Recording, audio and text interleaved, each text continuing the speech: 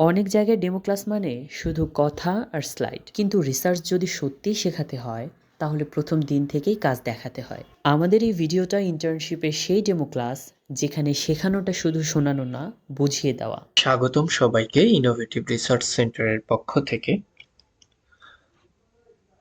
Computer aided drug design শেখার আগে আমরা খুবই মৌলিক একটি কোশ্চেন, যেটি সবার মধ্যেই জাগে, যে আসলে আমরা রিসার্চ কেন করি এবং রিসার্চ পেপারটাই বা আমাদের কোন কাজে লাগে। তো আমরা বর্তমানে যে আধুনিক বিজ্ঞান বা সায়েন্টিফিক গবেষণাগারগুলো আছে, তো এইগুলোর মেইন যে আউটকাম সেগুলোকেই হচ্ছে রিসার্চ পেপারের মাধ্যমে এক্সপ্রেস করা হয়। অর্থাৎ আমাদের যেই প্রাইভেট গবেষণা থাকে সেগুলোকে পাবলিক করা হয় রিসার্চ পেপারের মাধ্যমে। মডার্ন সায়েন্স হচ্ছে পুরোপুরি রিসার্চ পেপার নির্ভর। রিসার্চ কেন দরকার সেটি যদি আমি পয়েন্ট আকারে বলতে চাই, তাহলে মোটা দাগে আমি 5টি পয়েন্ট এখানে মেনশন করতে চাই। সেক্ষেত্রে প্রথমত হচ্ছে গ্লোবাল সায়েন্সে কন্ট্রিবিউশন করা। আমরা যখন কোনো পেপার প্রকাশ করে থাকি, তখন কিন্তু আমাদের যে কাজ সেটি গ্লোবাল নলেজ সিস্টেমের একটি পার্ট হয়ে যায়। এক্সাম্পল হিসেবে ধরুন, কম্পিউটার এইডেড ড্রাগ ডিজাইনের ক্ষেত্রে আপনি যখন প্রোটিনের অ্যাগেইনস্টে কোনো ভালো ইনহিবিটর বা এনহ্যান্সার খুঁজে পান, যে কোনো ধরনের কাজ যেমন টকিং, এমডি সিমুলেশন, অ্যাডমেট অ্যানালাইসিস, এই সমস্ত কাজের মাধ্যমে, তো এই তথ্যগুলো কিন্তু শুধু আপনার পেপার না, আপনার পেপার থেকে পরবর্তীতে যারা বিভিন্ন ধরনের গবেষণা এক্সটেন্ড করতে চায় তাদের ক্ষেত্রেও কিন্তু এটি খুবই হেল্পফুল হয়। বাংলাদেশের মতো দেশে মানে এটা আরো বেশি গুরুত্বপূর্ণ, কারণ আমাদের যেই নিজস্ব পপুলেশন বেসড ডেটা এগুলো হচ্ছে খুবই কম। আমরা যত বেশি রিসার্চ করব এবং পেপার পাবলিশ করব, তখন কিন্তু আমাদের যে পপুলেশন বেসড ডেটা এগুলোর রিসার্চ অনেক বৃদ্ধি পাবে। সেকেন্ডলি যেটা মেনশন করতে চাই সেটা হচ্ছে প্রুফ অফ দ্য স্টাডি। আমরা ল্যাবে বা ড্রাই ল্যাব বলেন বা উইট ল্যাব বলেন, সেখানে যে ধরনের কাজগুলো করে থাকি সেই কাজের কিন্তু একটা প্রুফ হিসেবে আমাদের এই রিসার্চ আর্টিকেলগুলো খুবই কাজে দেয়। বিভিন্ন ধরনের টেস্ট করা, সফটওয়্যার রান করা, এগুলো কিন্তু চাইলে যে কেউ চালাতে পারে। বাট মডার্ন সায়েন্স কিন্তু এইগুলোর উপর ডিপেন্ড করে না। সায়েন্স কিন্তু জিজ্ঞেস করে যে আসলে এই যে আপনি ফলাফলগুলো পেয়েছেন বা আপনি রেজাল্টগুলো এন্ড পয়েন্টে এসেছেন, এটা কতটা বিশ্বাসযোগ্য। তো এই জিনিসগুলোই একটি রিসার্চ পেপার আপনি যখন পাবলিশ করবেন তখন তার সত্যতা প্রমাণিত হয়। এবং রিসার্চ পেপার এই জিনিসটা প্রুফ করে যে আপনার প্রসেস ঠিক ছিল, আপনার প্যারামিটারগুলো সবগুলো রাইট ছিল, ফলাফলগুলো যৌক্তিকভাবে আপনি ডিসক্রাইব করেছেন। এই বিষয়গুলো আপনার রিসার্চ আর্টিকেল যখন পাবলিশ করবেন তখন একটি প্রুফ হিসেবে কাজ করে। থার্ডলি হচ্ছে আপনি আপনার প্রোফাইলকে এনহ্যান্স করতে পারবেন। একটা ভালো রিসার্চ পেপার আপনার একাডেমিক প্রোফাইলকে অনেক বেশি শক্তিশালী করে, এবং এই রিসার্চ পেপারের মাধ্যমে আপনার প্রোফাইল থেকে এই জিনিসগুলো শো হয় যে আপনি শুধু পড়াশোনা না, পড়াশোনার পাশাপাশি গবেষণা করতে পারেন, আপনি ডেটা অ্যানালাইসিস করতে পারেন, আপনি প্রজেক্ট শুরু থেকে শেষ পর্যন্ত করতে পারেন। এই বিষয়গুলো কিন্তু আপনার রিসার্চ আর্টিকেল থেকে এই বিষয় প্রুফ হয়ে যায়। সার্টিফিকেট কিন্তু সবারই থাকে, বাট রিসার্চ পেপার কিন্তু সবার থাকে না। ফোর্থ, আপনি যদি দেশের বাইরে পিএইচডি বা মাস্টার্স করার জন্য যেতে চান, সেক্ষেত্রে কিন্তু আপনার অন্যান্য কোয়ালিফিকেশনের পাশাপাশি আপনার রিসার্চ আর্টিকেল আছে কিনা সেগুলো যাচাই করা হয়। যখন আপনার রিসার্চ পেপার থাকবে নিজস্ব, তখন কিন্তু আপনি এই দিক থেকে ভালো অ্যাডভান্টেজ পাবেন। লাস্টলি, আপনার যে রিসার্চ আর্টিকেল পাবলিশ হবে সেগুলো কিন্তু বছরের পর বছর ডেটাবেসগুলোতে থাকবে এবং বিভিন্ন মানুষজন এগুলো পড়বে, এগুলো অ্যানালাইসিস করবে এবং সেখান থেকে কিন্তু আপনার পেপারকে যখন তারা রেফারেন্স হিসেবে ইউজ করবে তখন কিন্তু আপনার পেপারে একটি সাইটেশন অ্যাড হবে। তো এই সাইটেশন কিন্তু আপনার প্রোফাইলে খুবই ভ্যালু ক্রিয়েট করে থাকে। আপনার যখন নিজস্ব রিসার্চ আর্টিকেল হবে এবং সেখানে মানুষজন সেই পেপারটিকে রেফারেন্স হিসেবে ইউজ করবে, আপনার কিন্তু সাইটেশন স্কোর বাড়তে থাকবে। ফাইনালি শুধুমাত্র ল্যাবে কাজ করা কিংবা সফটওয়্যার রান করতে পারলেই রিসার্চ হয় না, এবং শুধুমাত্র ফলাফল পাওয়াটাও রিসার্চ হয় না। আপনাকে সম্পূর্ণ রিসার্চ তখনই হবে যখন আপনার রিসার্চ আর্টিকেল ভালো কোনো জার্নালে পাবলিশ হবে। তো আমাদের কম্পিউটার এইডেড ড্রাগ ডিজাইন ক্লাসে আমাদের টার্গেট কিন্তু শুধু টুল শেখা নয়, বরঞ্চ আমরা এখানে কম্পিউটেশনাল ফলাফল থেকে শুরু করে পাবলিশেবল রিসার্চ কিভাবে তৈরি করা যায়, আমরা সম্পূর্ণ বিষয় হাতে কলমে এখানে শিখিয়ে থাকি।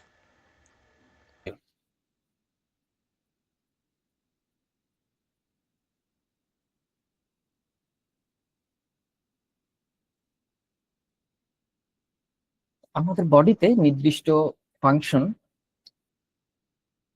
যেই ড্রাগটি ব্লক করে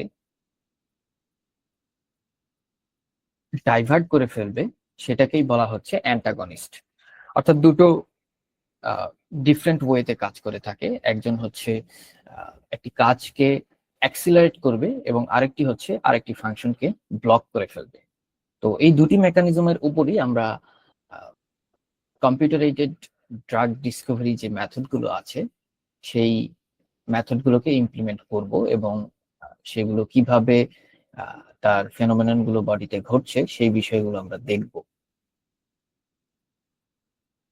তো এখানে অ্যাগনিস্টের যে ডিটেইলস মেকানিজম আছে এখানে যদি একটু বলি, যে ধরুন এখানে ফর এক্সাম্পল আমাদের যে বিটা 2 রিসেপ্টর আছে, অর্থাৎ বিটা অ্যাড্রেনার্জিক যে রিসেপ্টর গুলো আছে আমাদের বডিতে, তো সেইগুলো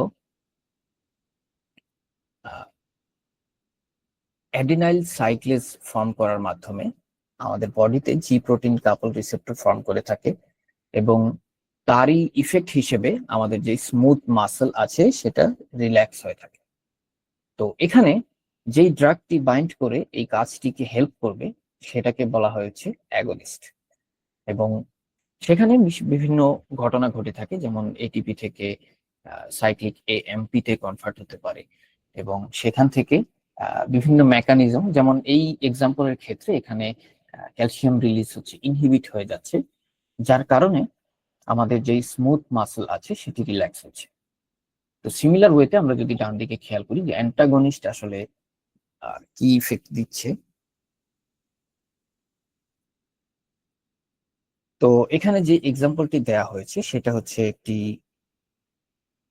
অ্যাড্রেনার্জিক রিসেপ্টরের ছবি। তো এখানে খেয়াল করলে দেখবেন যে এখানে কিছু বিটা রিসেপ্টর সাইট আছে। এই যে খাজের মতো বিষয়গুলো, এগুলো হচ্ছে বিটা রিসেপ্টর। তো এখানে আমাদের যেই হরমোনগুলো রেসপন্ড করে থাকে, যেমন এপিনেফ্রিন, নর এপিনেফ্রিন, তো এগুলো রিলিজ হওয়ার পর এই যে বিটা রিসেপ্টর সেখানে বাইন্ড হয়। বাইন্ড হওয়ার পর তারা একটি নার্ভাস সিস্টেমে হচ্ছে রোল প্লে করে থাকে, যেটাকে বলা হয় হচ্ছে ফাইট অর ফ্লাইট রেসপন্স। অর্থাৎ এই এপিনেফ্রিন যদি এই বিটা রিসেপ্টরে বাইন্ড করে থাকে তাহলে আমাদের বডি একটি রেসপন্স দিবে। যেমন বিভিন্ন ডিসিশনের ক্ষেত্রে আমরা আমাদের মস্তিষ্ক দুই ধরনের চিন্তা করতে পারে, যে অ্যাকচুয়ালি এই কাজটিকে আমি করতে পারবো, যদি করতে পারি, সেই অ্যাবিলিটি থাকে বডি, তাহলে হচ্ছে আমাদের বডি যে রেসপন্স দেয় সেটাকে বলা হচ্ছে ফাইট রেসপন্স। এবং যদি আমাদের বডি সেই মেজারমেন্ট করে দেখে যে আসলে এই কাজটি বডির দ্বারা করা সম্ভব না, সেক্ষেত্রে তারা যে রেসপন্সটি দিয়ে থাকে সেটাকে বলা হচ্ছে ফ্লাইট রেসপন্স। তো এই যে রেসপন্সের যে ঘটনা, এই ঘটনাটি ঘটে যদি এই বিটা রিসেপ্টরের সাথে এই এপিনেফ্রিন বাইন্ড করে থাকে। তো আমাদের ড্রাগের মেকানিজমের ক্ষেত্রে বিষয়টা এখানেই ঘটে থাকে যে এই সিমিলার বাইন্ডিং সাইটে যদি এপিনেফ্রিনের পরিবর্তে একটি ড্রাগ এখানে বাইন্ড করে থাকে, তাহলে তো এই এপিনেফ্রিন বাইন্ড করার আর জায়গা থাকলো না। তো সেই ক্ষেত্রে যেটা হবে, আমাদের যেই এপিনেফ্রিন যে ফাংশনটা দিয়েছিল সেই ফাংশনটি কার্যত দৃষ্টিতে ব্লক হয়ে যাবে। তো এভাবেই বিভিন্ন ড্রাগ কাজ করে থাকে, যেমন এই বিটা ব্লকারের ক্ষেত্রে, যে হার্ট ডিজিজের ক্ষেত্রে যে ড্রাগ গুলো আছে, যেমন অ্যাটেনোলল, বিসপ্রোলল, এই গ্রুপের ড্রাগ গুলো এই মেকানিজমে কাজ করে থাকে।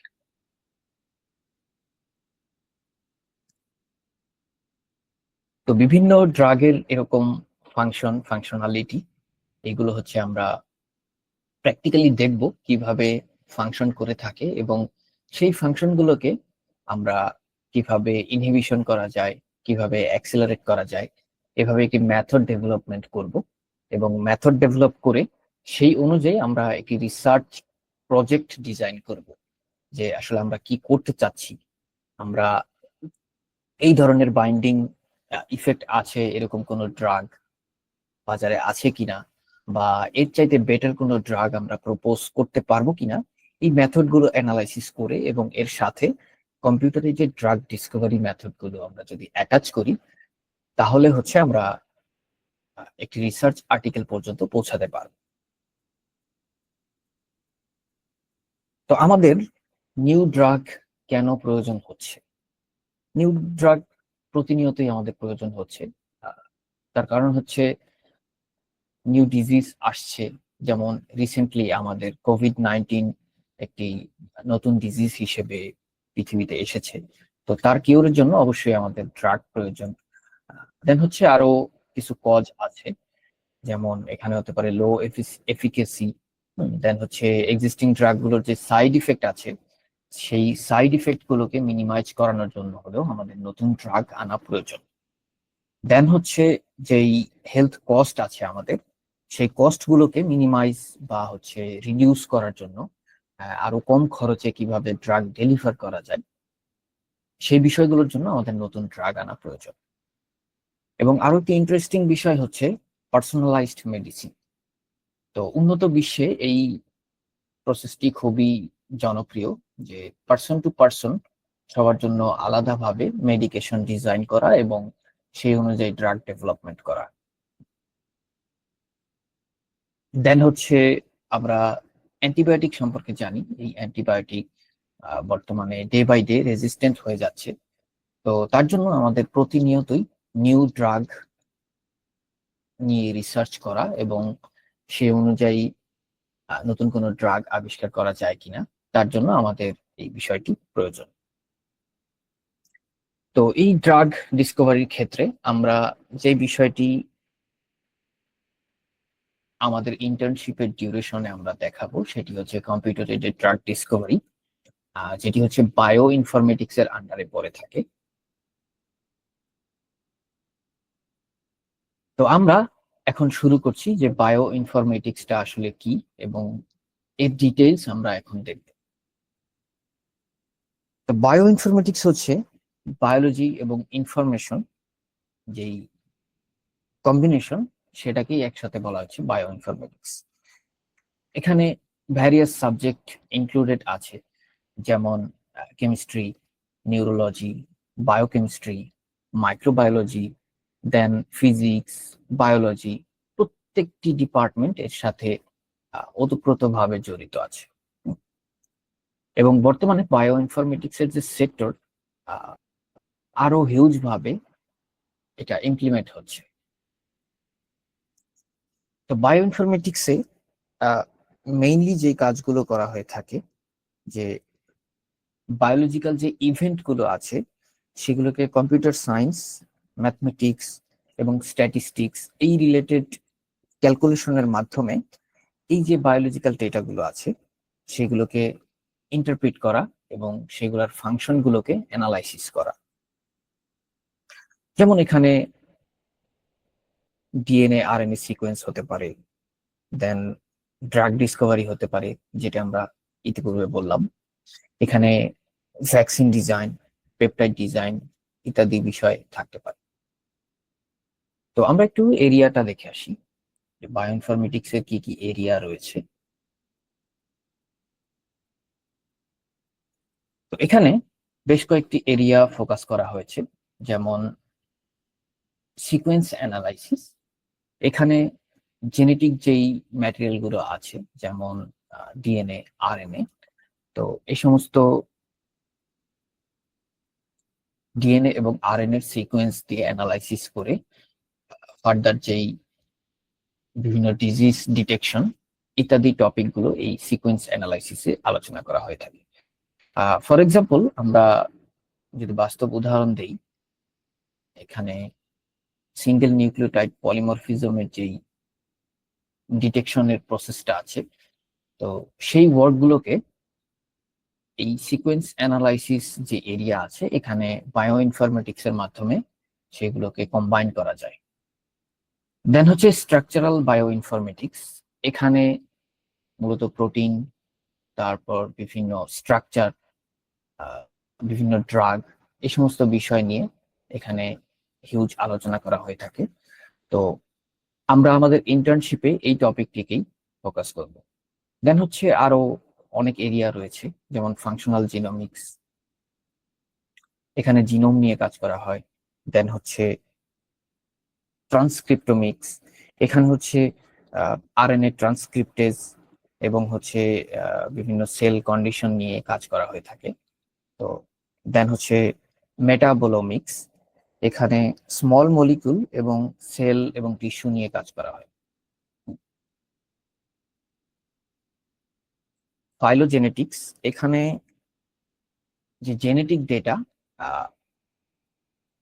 হেরিডিটারি ফাংশনের মাধ্যমে বংশ পরম্পরায় ছড়িয়ে যাচ্ছে, তো সেই অ্যানালাইসিস গুলো এই ফাইলোজেনেটিক্স টপিকে কভার করা হয়ে থাকে।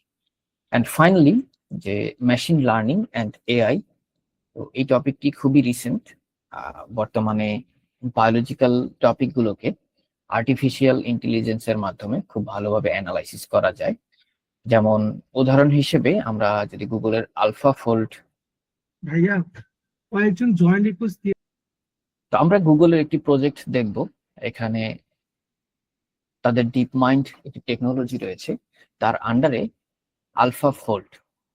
তো এই আলফা ফোল্ড মানে হচ্ছে এই যে আর্টিফিশিয়াল ইন্টেলিজেন্সের সাথে তারা বায়োলজির যে একটি রিলেশন, সেই রিলেটেড একটি সেক্টর এখানে তারা ক্রিয়েট করেছে।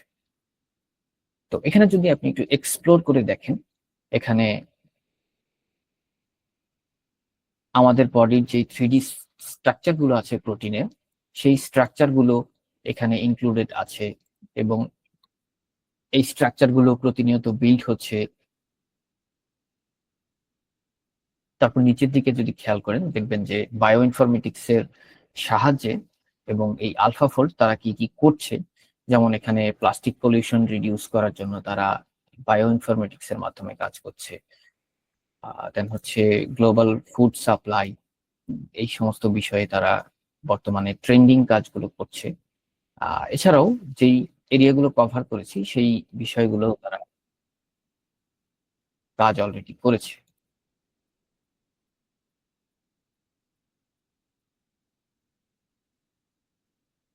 তো এখানে বেশ কিছু টুলস রয়েছে আহ, যেগুলো তারা গবেষণার মাধ্যমে রিলিজ করেছে। যেমন এখানে দেখুন বিভিন্ন প্রোটিনের স্ট্রাকচার তারা ডেটাবেস তৈরি করেছে। এই ডেটাবেসে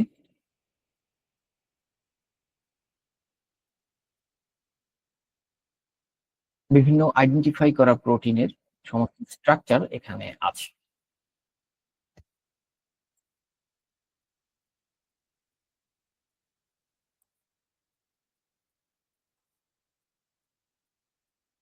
তো এই হচ্ছে তাদের এআই রিলেটেড যেই বায়োলজিক্যাল ফাংশন, তার একটি কাজের ওভারফ্লো।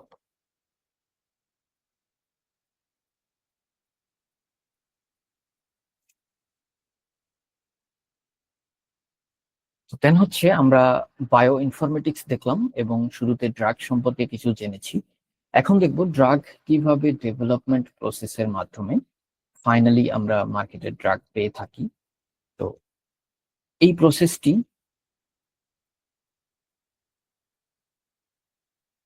কোনো একটি ছোট প্রসেস নয়। এর প্রত্যেকটি স্টেপের জন্য মিনিমাম 1 থেকে 2 বছর করে সময় প্রয়োজন। তো এই যে প্রসেসটি দেখতে পাচ্ছেন, এখানে মূলত মিনিমাম 10 থেকে 15 বছর সময় একটি ড্রাগ ডেভেলপমেন্ট করতে প্রয়োজন। যেমন শুরুতে আমরা যদি ড্রাগ ডেভেলপমেন্ট প্রসেস করতে চাই, সেই ক্ষেত্রে আমাদেরকে ডিজিজটিকে আইডেন্টিফাই করতে হবে।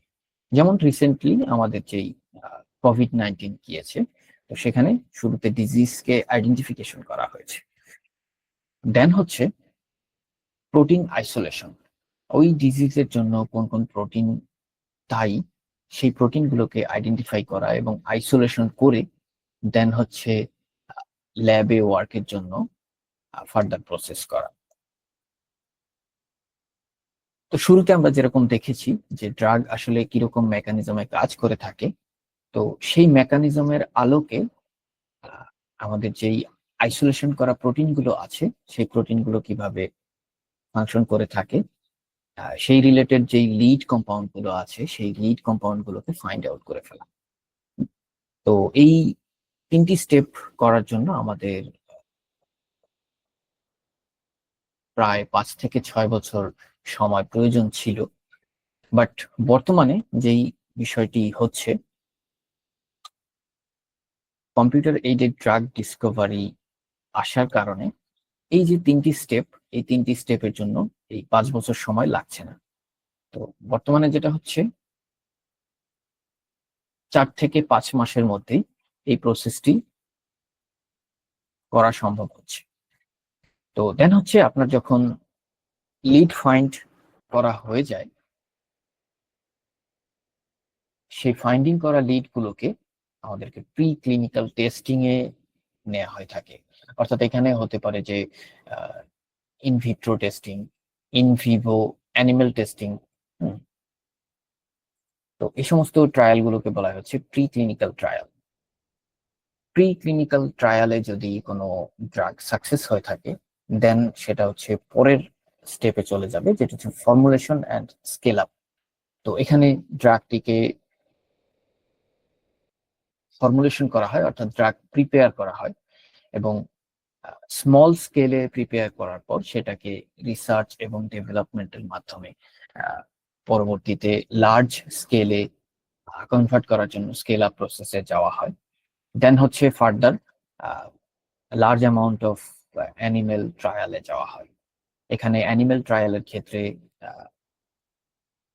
বিভিন্ন ধরনের অ্যানিমেল, যেমন হচ্ছে মাইস, র্যাবিট, র্যাট ইত্যাদি ইউজ করা হয়ে থাকে এবং বিভিন্ন ডিজিজের ক্ষেত্রে যেমন আমরা দেখেছি ইবোলা বা এই রিলেটেড ভাইরাস ডিজিজের ক্ষেত্রে ইভেন মানকির ওপরেও অ্যানিমেল ট্রায়াল করা হয়েছে। তো এই অ্যানিমেল ট্রায়াল যদি সাকসেসফুল হয়, সেই ক্ষেত্রে পরবর্তীতে হিউম্যান ট্রায়ালে যাওয়া হয়। তো হিউম্যান ট্রায়ালেরও মোটামুটি 4টি স্টেপ আছে। সেখানে কিছু হেলদি ভলেন্টিয়ার থাকে, তাদের উপর ফার্স্টে ট্রায়াল করা হয়।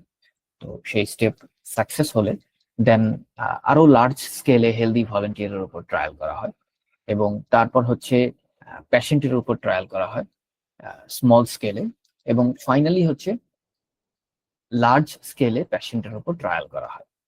তো এই ট্রায়াল গুলো সাকসেস হলে দেন হচ্ছে এফডিএ অ্যাপ্রুভাল পেয়ে থাকে সেই ড্রাগটি এবং এফডিএ অ্যাপ্রুভাল পেয়ে গেলে পরবর্তীতে বিভিন্ন টেস্টিং এর মাধ্যমে আমাদের ড্রাগ গুলোকে মার্কেটেড করা হয়ে থাকে। তো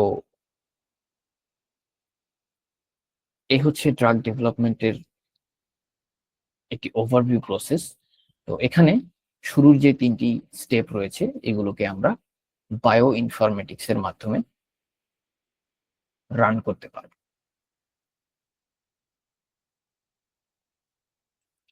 তো এখন আমরা যে বিষয়টি দেখে এসেছি যে প্রোটিন আইসোলেশন, অর্থাৎ ডিজিজ আইডেন্টিফিকেশন করার পর আমাদেরকে সেই ডিজিজের প্রোটিন সম্পর্কে আইডিয়া রাখতে হয়। তো সেই প্রোটিনের স্ট্রাকচার গুলোকে কিভাবে ফাইন্ড আউট করা হয়ে থাকে।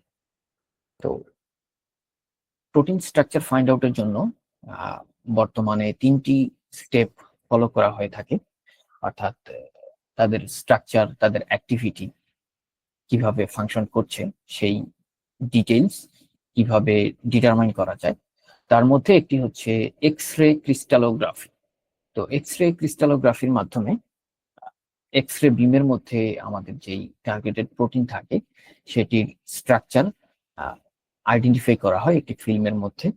তো এই প্রসেসটি আপনারা যদি একটু ডিটেলস খেয়াল করেন তাহলে এই এক্স রে প্রসেসটি বুঝতে পারবেন যে এটার মাধ্যমে কিভাবে একটি প্রোটিনের 3D স্ট্রাকচার, ইভেন হচ্ছে বডি ফ্লুইডের মধ্যে প্রোটিনের যে স্ট্রাকচার গুলো আছে সেগুলোকে ভিজুয়ালাইজ করা যায়। দেন হচ্ছে যেই স্টেপটি সেটি হচ্ছে নিউক্লিয়ার ম্যাগনেটিক রেজোনেন্স, অর্থাৎ এনএমআর যে স্পেকট্রোস্কোপি আছে, এনএমআর স্পেকট্রোস্কোপির মাধ্যমে আরো ডিটেলসে প্রোটিনের কোন মলিকিউল গুলো কোন পজিশনে আছে, কোন ডাইরেকশনে আছে, সেগুলোকে আইডেন্টিফাই করা যায়। এবং ফাইনালি আরেকটি স্টেপ হচ্ছে ক্রায়ো ইলেকট্রন মাইক্রোস্কোপি, অর্থাৎ হাই কনফিগারেশনের একটি ইলেকট্রন মাইক্রোস্কোপ, তার মাধ্যমে ফাইনালাইজ করা হয় যে প্রোটিনের স্ট্রাকচারটি। তো এই স্ট্রাকচারটি আপনারা এই প্রসেসগুলোকে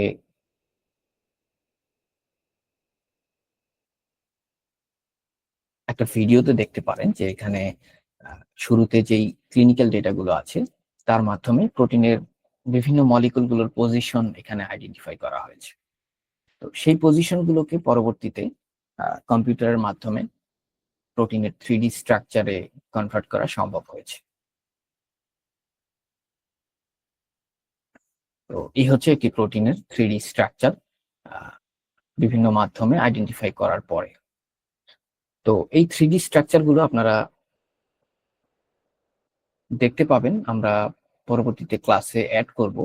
তো এই 3D স্ট্রাকচার গুলো একটি ডেটাবেজে পাওয়া যায়, সেটাকে বলা হচ্ছে আরসিএসবি পিটিবি, অর্থাৎ প্রোটিন ডেটা ব্যাংক সার্ভার। তো এখানে ডেমো হিসেবে আপনাদেরকে একটি প্রোটিনের 3D স্ট্রাকচার দেখাচ্ছি। তো এ পর্যন্ত যতগুলো স্ট্রাকচার আইডেন্টিফাই হয়েছে সবগুলো এই ডেটাবেজে খুব ডিটেলস পাওয়া যায়। তো এই প্রোটিনে কি কি চেইন রয়েছে, কতগুলো সিকোয়েন্স আছে, এবং এর ক্লিনিক্যাল প্রিক্লিনিক্যাল সকল ডেটা এখানে পাওয়া যায়। দেন হচ্ছে এই যে প্রোটিনের ডিটেলস আমরা পেলাম, এই প্রোটিনের ডিটেলস থেকে এই প্রোটিনটিকে কিভাবে ড্রাগের টার্গেটে পরিণত করা যায় এবং এর মাধ্যমে ডিজিজকে কিভাবে কিওর করা যায়, এই প্রসেসটিকেই আমরা বিভিন্ন লিটারেচার অ্যানালাইসিস করে ফার্দার সামনে আগাবো।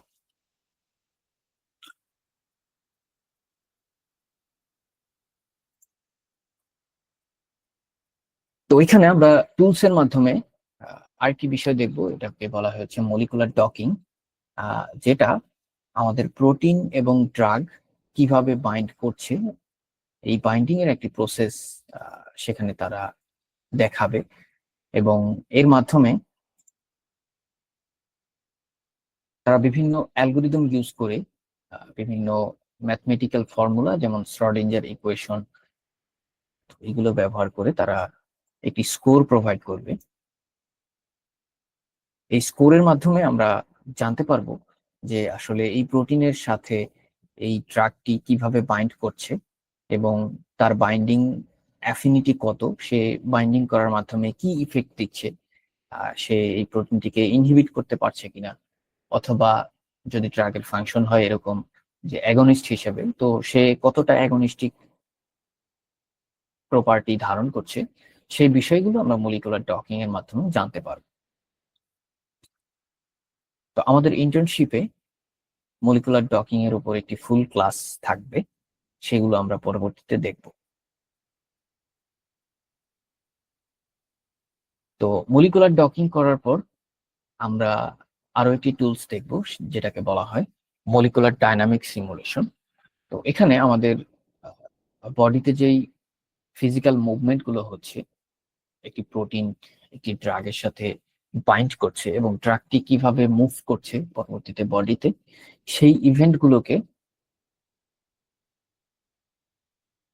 এই স্টাডির মাধ্যমে আমরা বের করতে পারবো।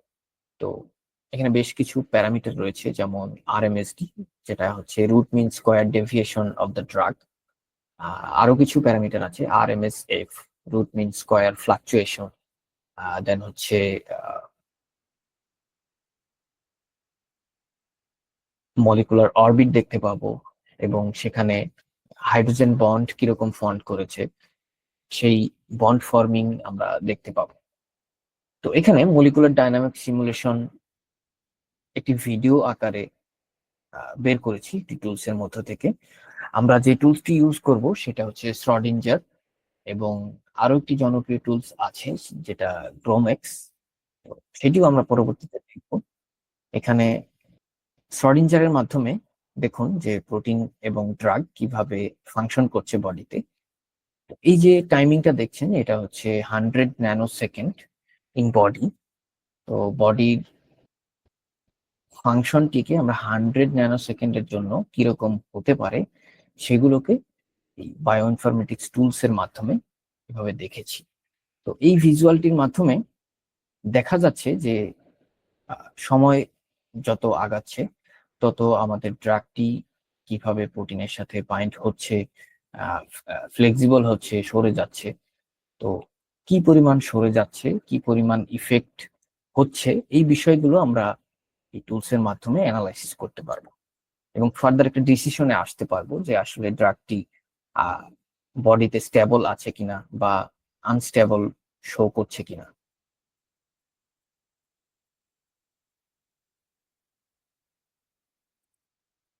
এখন আমরা আসি যে এই কম্পিউটার এইডেড ড্রাগ ডিজাইন যে প্রসেস, এর মাধ্যমে যে ড্রাগ ডেভেলপমেন্ট করা যায়, কি কি ড্রাগ এ পর্যন্ত অ্যাপ্রুভ হয়েছে মার্কেটে। তো বেশ কিছু ড্রাগ অ্যাপ্রুভ হয়েছে, এর মধ্যে ক্যাপটোপ্রিল, তারপর হচ্ছে সেকুইনাভির, ইন্ডিয়ানাভির, এগুলো হচ্ছে এইচআইভি রিলেটেড ভাইরাস ভাইরাল যে ড্রাগ। এবং শুরুর দিকে যে ক্যাপটোপ্রিল এবং হচ্ছে ডরজোলামাইড, তো এই ড্রাগগুলো হচ্ছে মূলত যে কার্ডিওভাস্কুলার ডিজিজ সেগুলোর জন্য। এবং ফাইনালি রিসেন্ট আমরা একটি ড্রাগ দেখতে পাচ্ছি যেটা হচ্ছে অ্যালিস্কিরিন। এটিও মূলত একটি কার্ডিওভাস্কুলার ড্রাগ, যেটি হচ্ছে রেনিন এনজাইমকে ইনহিবিট করে থাকে, অর্থাৎ রেনিন ইনহিবিটর। তো এই ড্রাগগুলো শুরুতে স্টাডি হয়েছে কম্পিউটার এইডেড ড্রাগ ডিজাইনের মাধ্যমে, এবং এর দ্বারা